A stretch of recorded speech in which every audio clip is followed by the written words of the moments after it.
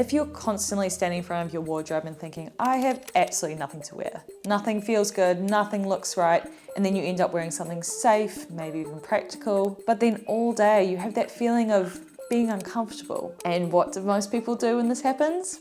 They buy more clothes. But unfortunately, that feeling doesn't go away. When you understand the psychology of what's creating that feeling of off, your style and your wardrobe completely changes. And that's because you stop guessing or copying what looks good on someone else. And that is what finding your personal style actually is. So I'm gonna give you a framework. It's gonna help you develop your personal style and your style archetype so that your wardrobe actually feels exciting and effortless and actually feels like you. Let's strip back everything and break down what's actually going on here.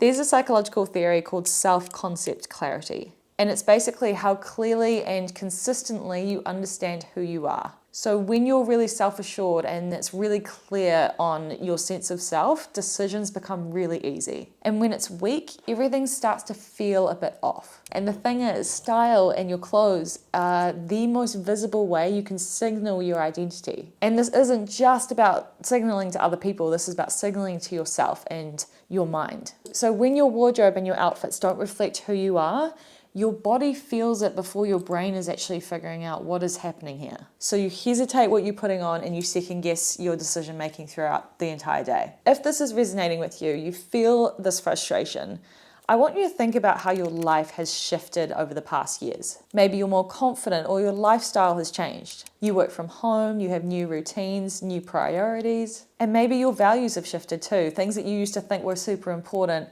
they just don't matter as much. So what is usually happening here is that your identity is moving forward and your wardrobe is stuck in that past version of your life. So what I find with my clients is that most people have basics. They have neutral pieces, they have safe clothes, they have practical things that work on their body. But what is usually missing is that piece that psychologically completes the outfit. Something that adds structure, personality, maybe contrast. They are pieces and parts of an outfit that make it feel like you. So I genuinely believe that we can't be put in a box. I think that we can have style archetype references, but I'm not saying you need to fit one cookie cutter style and just stick to that.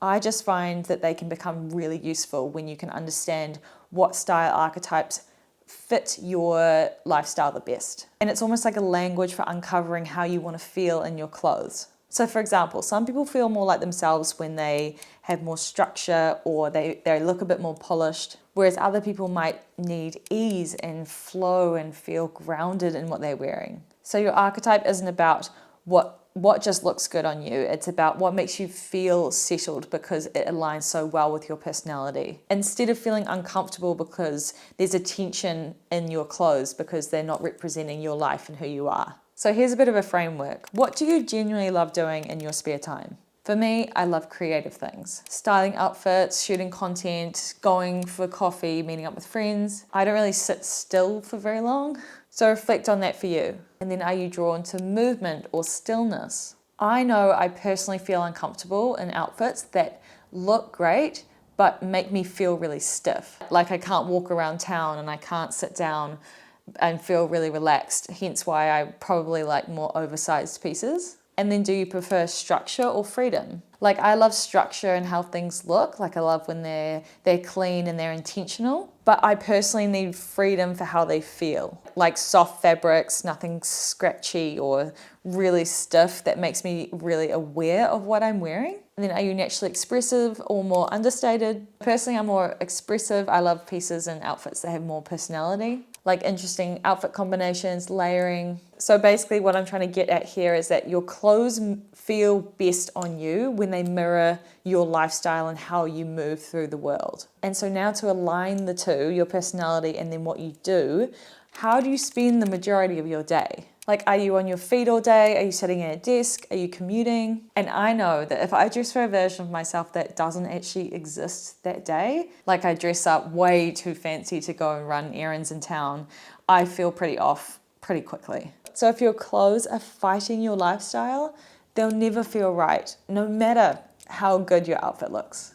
Okay, here is where a lot of people mostly get a bit stuck. Most of our clothing decisions are based on what looks good on other people. like what we think we should be wearing. But confidence doesn't come from copying others. It comes from clothes that actually support your habits, your energy, and your identity. And this is why replicating or copying someone's outfit never really works. And this is because your brain doesn't register it as your decision. So there's no ownership of the outfit, there's no identity being reinforced. So you're removing your own agency from the equation. And psychologically, I want you to hear this, self-expression requires choice. So the issue is that you don't need to go shopping and you don't need more pieces. It's that your wardrobe needs to reflect the person that you are right now, not the person you're trying to copy. And on top of all of this, your hobbies and your interests are giving you clues about how you want your clothes to feel. The things you're naturally drawn to outside of fashion describe your ideal outfit. You just now need to translate them into your wardrobe. So this is where I start with all of my clients. So think about what interests you. If you love records, slow mornings, yoga, music, you probably don't want an outfit that feels corporate or rigid. You probably want softness, texture, ease, maybe even a sense of nostalgia. Or if you love architecture, clean spaces, minimal design, you're probably drawn to clean lines, structure, simplicity, and also potentially neutral colors. If you love art, creativity, visual expression, you might also then feel flat in more plain, minimal outfits. You need contrast, interest, personality. And I'd say a majority of you would be able to go to your wardrobe and find the pieces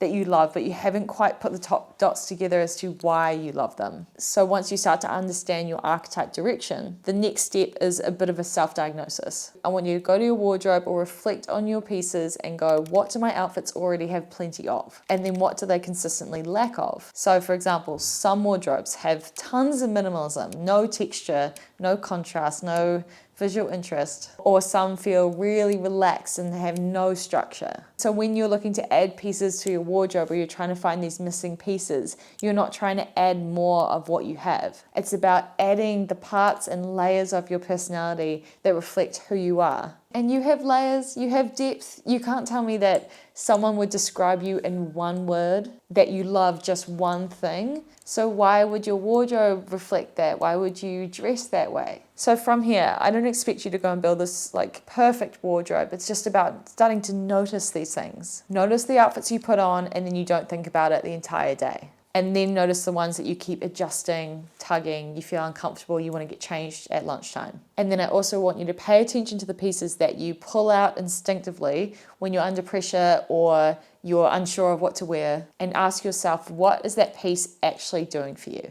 Is it giving you comfort? Is it giving you confidence? Is it that feeling of feeling put together without even trying? And this is just about connecting those dots, giving you clues about how those pieces are representing your personality. And that in turn will build this clearer sense of self-trust. So when your clothes represent who you are, getting dressed is so easy, I'm telling you. You stop overthinking and shopping becomes so much easier. And I promise you, if you keep working on this and you think about it constantly, your style will become so much stronger. You'll feel so much more confident in what you wear. And I honestly would love to see the person you become in the next 6 months, because I have seen some of the most incredible transformations through this reflection process. It almost does feel like a bit of therapy of really reflecting on who you are and what you value, what you love, and then surrounding yourself with pieces and a wardrobe and a lifestyle that actually reflects that person. So I hope you got some value out of today. Thank you so much for watching. I'd love to know if this resonated with you. I think if we only focus on trends and